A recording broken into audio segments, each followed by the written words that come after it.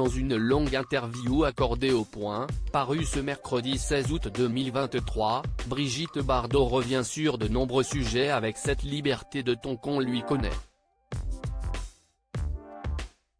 Elle donne notamment son avis tranché sur son image et sur le féminisme moderne. A-t-on encore vraiment besoin de la présenter ? Actrice, chanteuse, ou mannequin, elle constitue la figure féminine des années 1950 à 1970. Star mondiale, elle est rapidement devenue la muse de nombre d'artistes de son époque, Jean-Luc Godard et Serge Gainsbourg en tête. Par ses choix et sa carrière, elle symbolise alors une forme de liberté sexuelle et d'émancipation de la femme. Depuis les années 1990, elle se fait par ailleurs remarquer par son anticonformisme et son militantisme, notamment en faveur de la cause animale.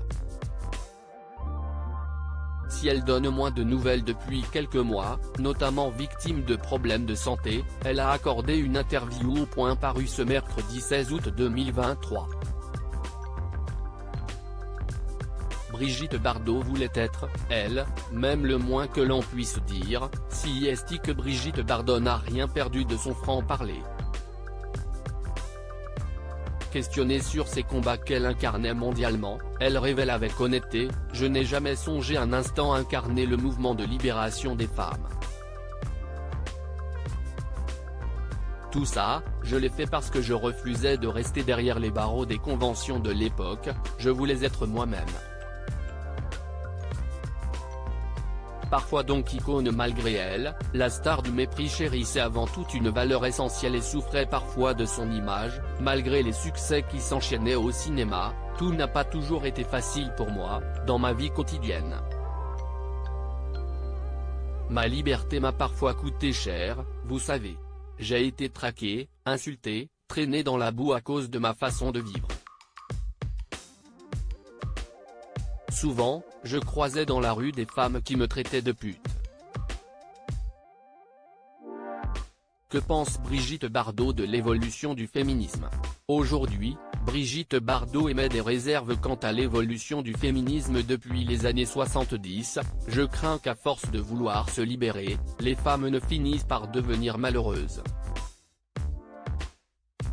Être une femme seule qui, tout en travaillant, élève ses enfants et fait les courses, ce n'est pas une vie. C'est un esclavage. » Avant de faire le distinguo avec sa situation personnelle, d'abord, je n'ai pas fait plusieurs enfants, mais un seul.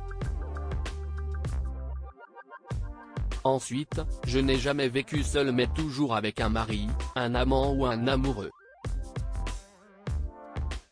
Enfin, on ne peut pas dire que j'ai été une esclave du travail.